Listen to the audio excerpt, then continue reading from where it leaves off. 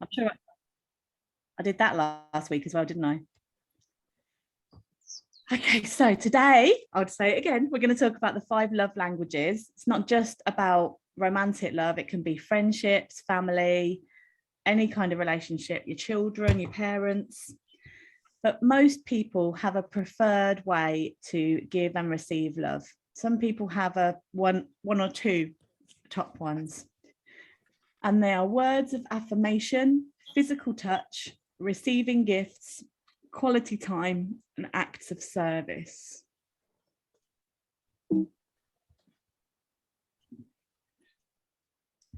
Okay, this is really small. You're not going to probably be able to read it on your screen. I've only put it there so I can read it out. So the first one is words of affirmation. Actions don't always speak louder than words. If this is your love language, unsolicited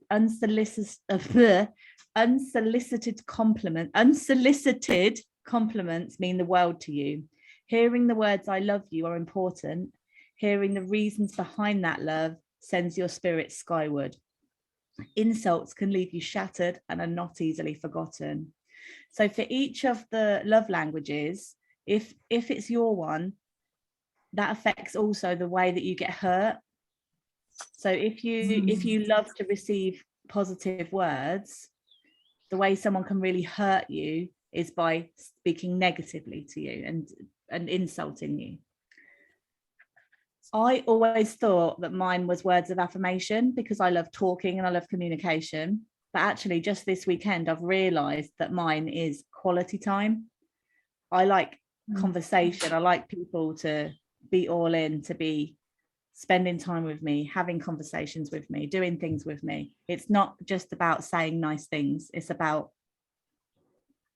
communicating. And that is a lot more quality time, which I only just realized. It's interesting. In the vernacular of quality time, nothing says I love you like full undivided attention. Being there for this type of person is critical, but really being there with the TV off, knife and fork down. It says fork and knife down, but I'm sure nobody says fork and knife. Does anyone say fork and knife? Yeah, fork and knife. Do you say fork and knife, Luke? Yeah. It's funny. I always say knife and fork. Anyway, okay. Fork and knife down, and all chores and tasks on standby. Makes your significant other feel truly special and loved. Distractions, postponed dates, or the failure to listen can be especially hurtful. Receiving gifts. Don't mistake this love language for materialism. The receiver of gifts thrives on the love, thoughtfulness, and effort behind the gift. If you speak this language, the perfect gift or gesture shows that you're known, you're cared for, and you're prized above whatever was sacrificed to bring the gift to you. A missed birthday, anniversary, or a hasty, thoughtless gift would be disastrous. So would the absence of everyday gestures. Acts of service. Can vacuuming the floors really be an expression of love? Absolutely. Anything you do to ease the burden of responsibilities weighing on an acts of service person will speak volumes. The words he or she most want to hear, "Let me do that for you." Laziness, broken commitments, and making more work for them tell speakers of this language their feelings don't matter. And the last one is physical touch. This language isn't all about the bedroom. A person whose primary language is physical touch is, not surprisingly, very touchy. Hugs, pats on the back, holding hands, and thoughtful touches on the arm, shoulder, or face. They can all be ways to show excitement, concern, care, and love. Physical presence and accessibility are crucial, while neglect or abuse can be unforgivable and destructive. Now, one thing that I know about the physical touch is that for men, it's a bit complicated because most men will say physical touch is their primary love language because they like sex. So you have to, when you're thinking about it, you have to try and think of it without sex, because sex is a body desire. So it's a bit awkward, isn't it? Anyway, I didn't think it was awkward, but it is now I'm saying it.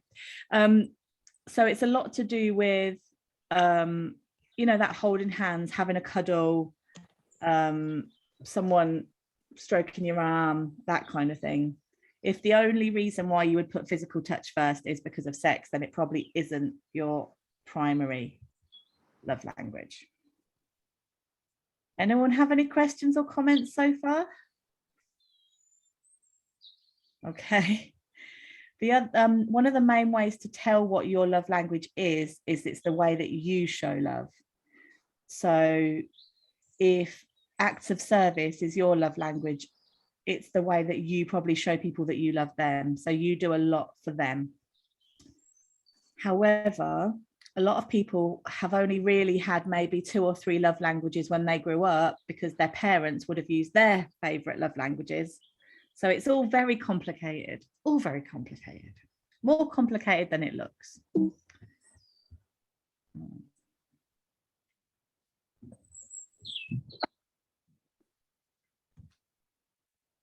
Okay, so I've just narrowed them down a little bit. So the first one is words of affirmation. Again, this is what I thought was mine. I thought this was like mine, so I'll tell you about it anyway. So the main words that describe this is encourage, affirm, appreciate, empathize, compliment, and listen actively.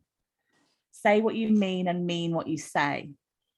So some examples of words of affirmation are telling someone that you love them, telling them the reasons why, encouraging them, telling other people how great they are, notes of appreciation and love, sending loving messages, compliments, and acknowledging them when they do good. And actions to avoid insults, criticism, and emotionally harsh words. So I thought that this one was me because I like to communicate, but I actually feel quite uncomfortable with compliments. Compliments are not what I love. I love communicating and talking and spending time with someone. So I found that quite interesting, that I've only just realized that it isn't actually compliments or people telling me how great I am that I want. It's just communication. So the next one is quality time. Uninterrupted and focused one-on-one time. Give undivided attention. Love really is spelt T-I-M-E. Examples: going for a walk and talking about your day, meeting for lunch, taking a weekend trip away, running errands, a pre-planned thoughtful date, quality conversation, creating special moments together, paying attention to details, cooking together. But basically, quality time is basically doing anything together, normally without a screen or without phones, just being together. Actions to avoid: distractions, postponed plans, not listening, or isolation. So with all of them, when you know someone's love language, it really helps you to be able to help them to feel special and loved and cared about, but it also gives you the power to make them feel pretty rubbish because you know what to take away from them. So no one's going to do that because you're all nice people. Receiving gifts. So this isn't all just about being materialistic and wanting people to give them presents. Gifts and gestures show that you're known, loved, and cared for. It's the thought that counts. The best gifts are the most meaningful. Examples: flowers, a trinket with their favorite thing on it, a memento from a shared memory. Could bring them their favorite treat, take them on a trip somewhere, anything they've ever talked about wanting. And the other thing it says here is giving them time, and it kind of plays into the quality time. But if someone is a receiving gifts person, but they're going through a very traumatic time or there's something happening, you can give them the gift of yourself for a while. You know, it doesn't have to be, oh, I'm just going to get them, I don't know, a card, and remembering special occasions. But the main thing about people who like receiving and giving gifts is it's not the material gift, it's the thought behind it. So if you know someone that really puts a lot of thought into gifts and a lot of thought into giving people gifts, they're probably someone who really loves to receive gifts. If you know someone that's really not that bothered about gifts, they're probably not. Actions to avoid with this kind of person: missing important milestones, thoughtless gifts, so just picking something up at the last minute. And they also don't like materialism, which is strange. Like they wouldn't want a gift just because it was worth a lot of money. They want something that's been thought about. Are we all right? Are we all with me? Yeah. Acts of service. Use action phrases like "I'll help." They want to know you're with them and there to help. Actions speak louder than words. So examples of this: doing the dishes or the laundry, assisting with household chores, running errands for them, fixing things around the house, helping them with a project, doing things without being asked, cooking for them. Ongoing acts of helpfulness. This one is the one that reminds me of so many relationships, and the one where they have like different love languages.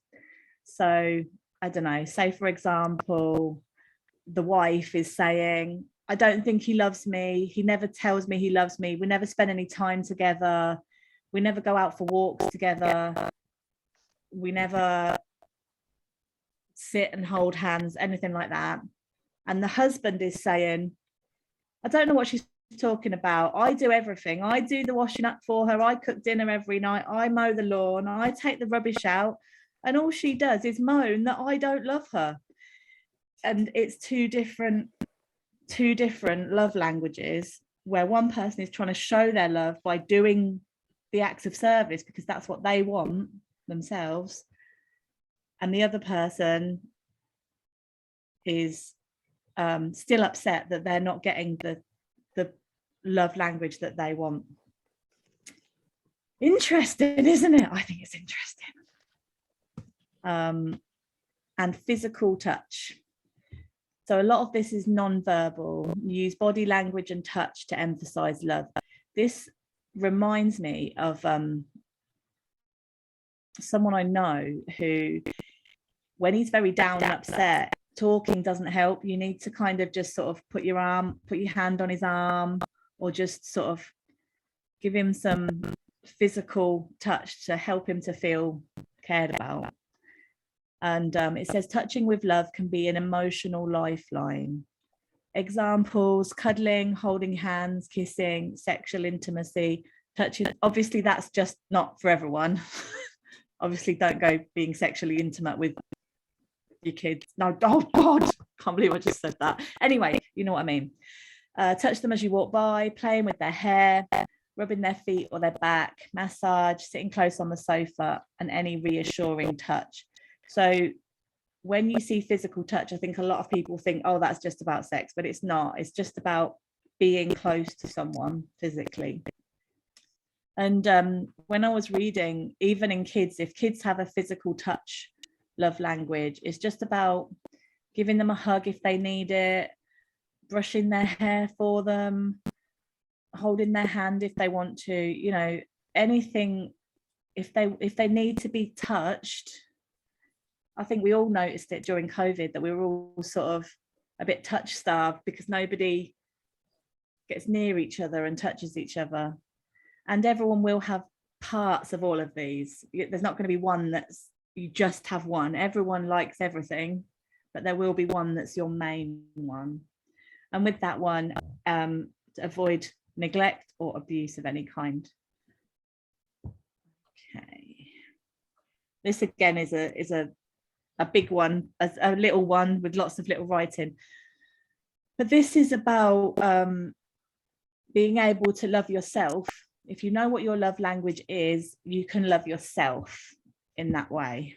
So there's lots of examples. I'll probably post this actual post on the group so you can read it properly. But so if your love language is quality time, then you can take yourself on a date, or you can snuggle up and read a book.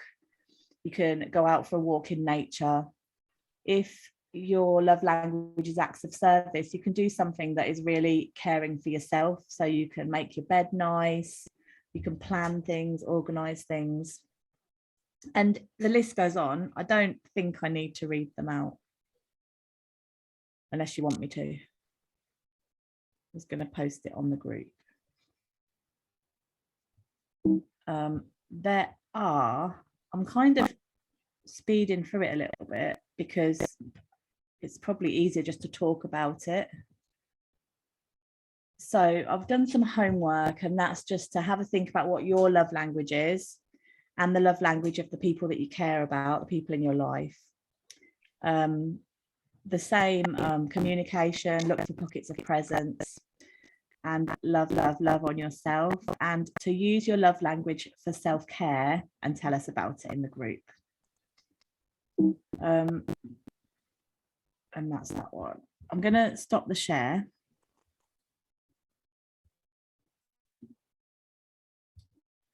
Because it's one of those topics that's just easier to talk about.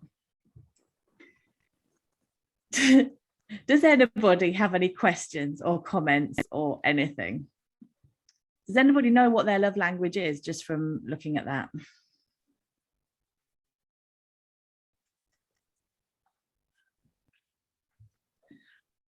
I think it's really, really interesting how you can, my mind shouldn't go straight to the hurting side, but I think it's really interesting how you can hurt people without meaning to at all if you don't know their language.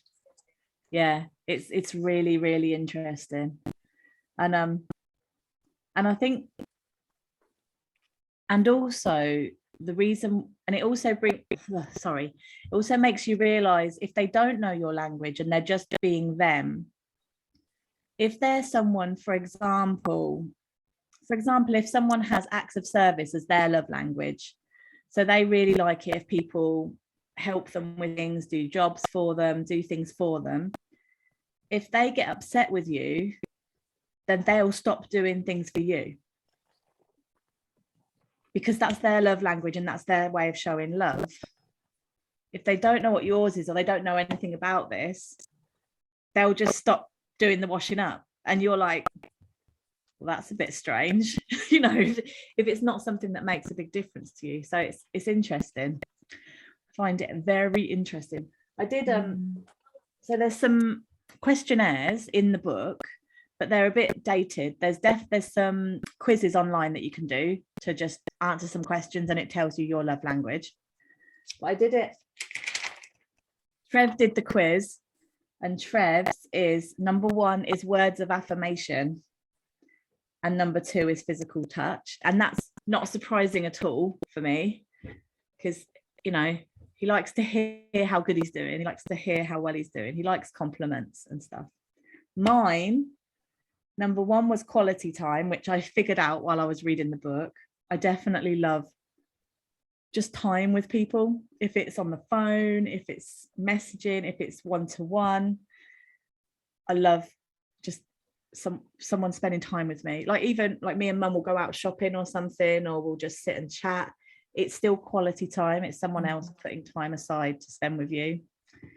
And my second is acts of service, which makes sense as well. Yeah, I'm a bit of a princess, and I like people to like treat me like a bit of a princess sometimes. Over stupid things like, oh, can I have a glass of Coke with ice? Or can you, like, I don't know, shut the curtains for me because I don't want to get out of bed. Stupid things. But also it shows, for me, showing other people how I care about them is normally by spending time with them, having a conversation with them, talking to them, and then secondly, doing things for them. So, and who was the other person I did? Oh, I did Corey. So Corey's my 14-year-old, and his came up exactly the same as mine. So his first one is quality time, which is eye-opening and makes me realize I need to spend more time with him, just being around him. And his second is acts of service. And I realized that when we feel guilty about not giving quality time, we tend to up the acts of service, which I thought was interesting. Anybody have anything they want to talk about? No. Do you have any ideas what yours are?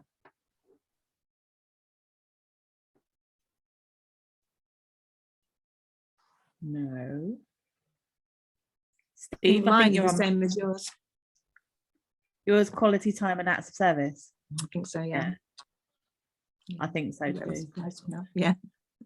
The washing machine started singing to me halfway through that. I thought I better go to take the Oh. washing out, my act of service. Oh. What were you going to say, Steve? Touch and acts of service, probably. Yeah, What was the first one? Sorry. Touch. physical touch. Touch. Physical Yeah, touch okay. and acts of service. Yeah, Mm. yeah, definitely. Well, that I wrote down for Steve, my guess for Steve was acts of service and words of affirmation. Mostly take a because test you and do get, see. mostly because you do get very upset when people say things that are not nice, which is normally that you would, it's a good, you know, if people get very upset over Mhm. not getting something, then, but I didn't guess yours, Luke, or Mum's actually, just guess Steve's.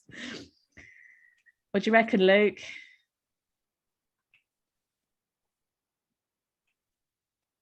I'm not quite sure.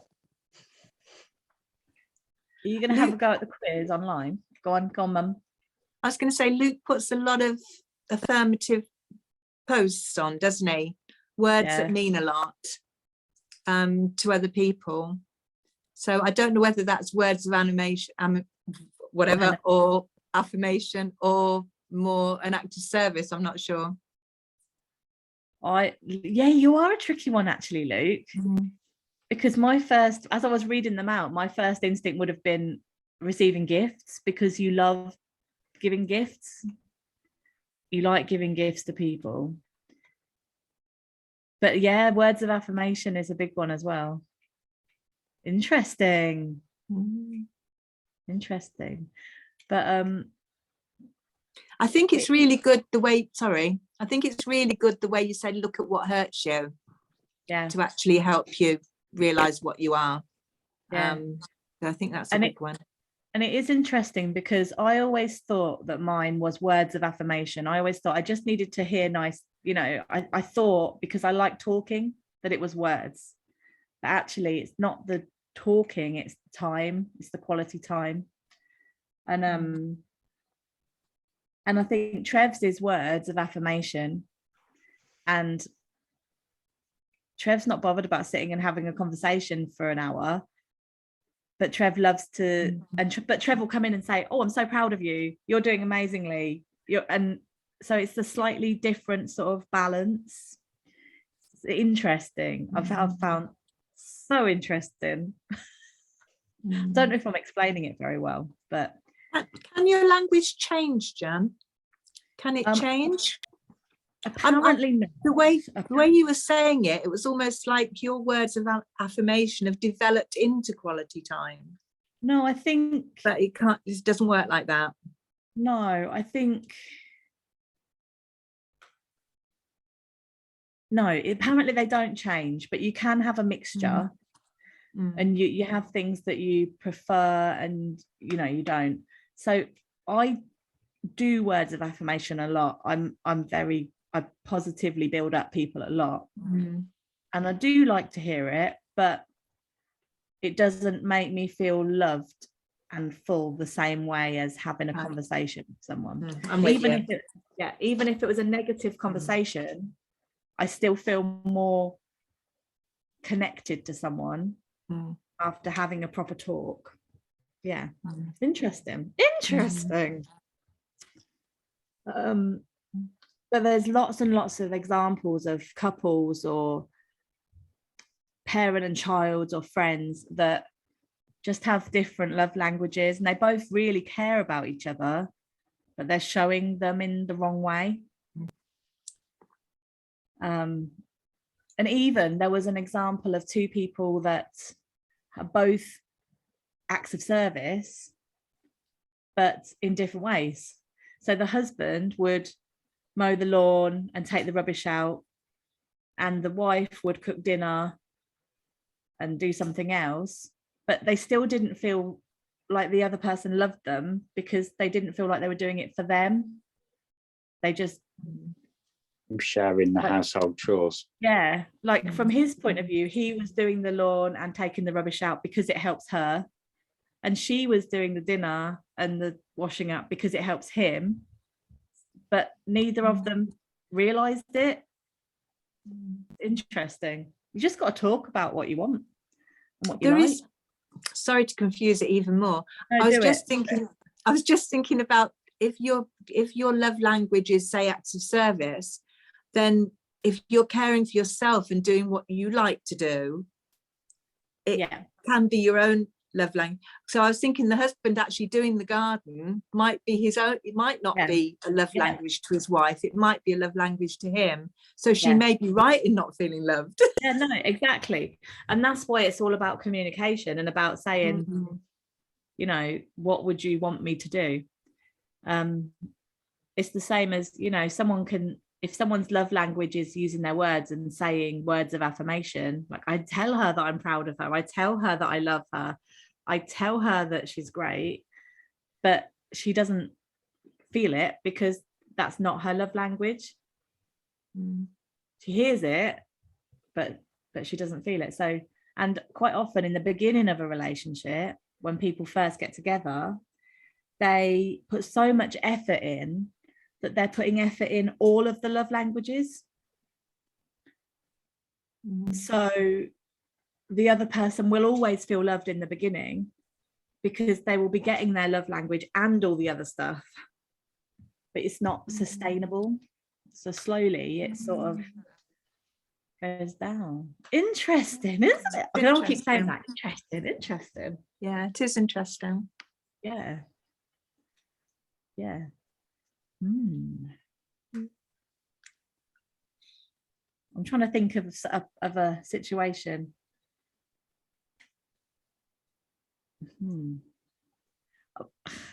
Steve, can I use you as an example? Go on. Can I use an example of you and Tez? Is that all Oh. right? Yeah. So I don't know what Tez's love language is, but I'm assuming it's probably quality time, I think. Probably. And Steve, acts of service, probably. So it's only a vague example, but where Tez might want to have time with Steve and just talk and discuss things and spend some time together, Steve is like, well, I'm going to do the washing up and I'm going to do the garden and I'm going to do this because that's his way of showing that he cares. I don't know where I'm going with this. Didn't really need to use you and Tez, did I? I could have just said that, but I'm having a bit of a weird day. I'm sorry. I did this on Steve on Luke's coaching call. Just blame me, Joe. It's Luke's fault. It's Luke's fault because we were on a coaching call and I said, what are you going to do about it? And he picked up his phone and went, I've just sent this text. And I was like, and now my whole brain has gone kerfuddled. Sorry. Ask me some questions about love languages. What can I say? And if you don't know what your partner or friend is love language are, then try a little bit of everything like you would in the beginning of a relationship. Because you will know if you, for example, if you gave someone a gift and you wrote them a little note and you spent 10 minutes just talking to them and you gave them a hug and what's the other one? And you tidied up, you cooked dinner for them. If you did all of those things, if you took notice and interest, you would know which ones they really, really appreciated, what it was that they really valued above the other things. So that, and also, what do they give you? What do they immediately give you? You're all looking terribly confused. I don't think it's confusion. I think it's interest. Oh, okay. Mm. Okay.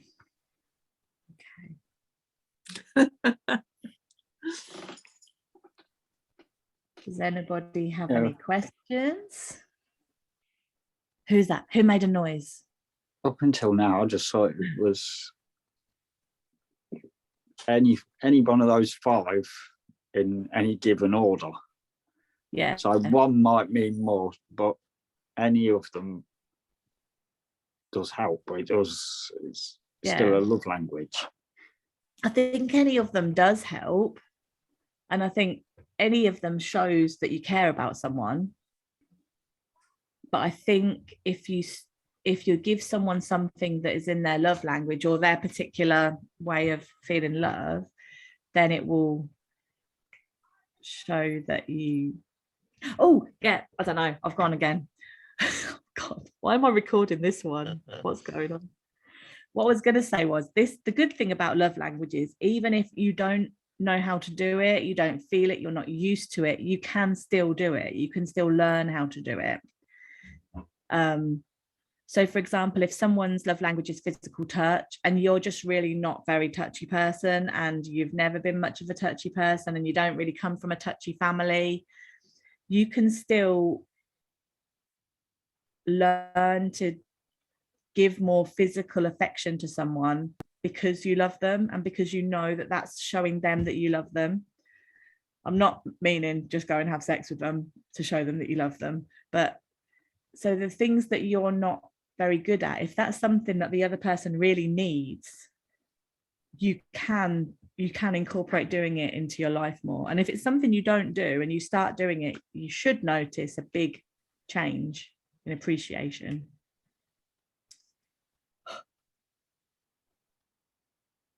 I think for me, the main thing is to be able to understand when you've upset someone, when normally you probably wouldn't have a clue what you'd done or said. Whereas to realise that somebody is upset just because you missed an anniversary, and anniversaries don't mean anything to you. Yeah. But things like that. You didn't even get me a card, you know, it's like, well, I don't get anyone a card. Yeah. You sent me a text for my birthday, you know, whereas it can mean a lot to some people. And cancelled dates, cancelled appointments, things. I think that's always been a biggie for me, but I don't think I've ever understood why. So yeah, actually it's a shame that I'm having to focus on all the negatives to realise what it actually means.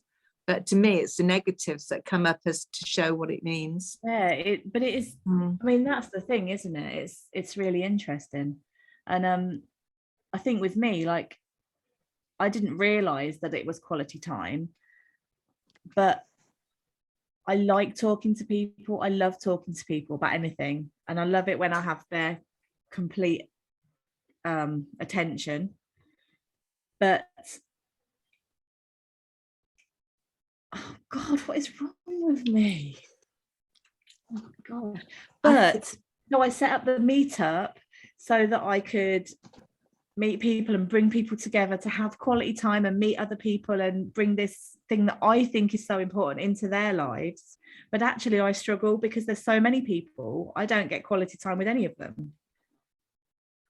So for me, I feel like everyone needs quality time. Everyone needs to have conversations. Everyone needs to just talk to people and spend time together. But actually some people may just need a hug or something, or need someone to do some shopping for them or something. What were you going to say, Mum? Sorry. I think the other thing as well is that surface conversations and things can make you feel almost more uncomfortable. You spend a long time talking with people about the weather and you come away so unfulfilled. Yeah, absolutely. Because you've not actually, because you've not that need for communication. that you get with possibly between words of affirmation. You can tell people how good they are. You can spend half an hour buoying somebody up, but you Yeah. don't actually feel fulfilled in doing it. Yeah, exactly. Exactly that. So there is a quiz you can do online. There's a few different ones. You can just go online and do a quiz and find out what your love languages are. Is that Lucy? Yeah, they've just come in. You can hear them I downstairs. was like, that's weird. I can hear her through the screen and not in my. Yeah, they'll come in the front door. So it's 10 to 4. I'm gonna stop the recording.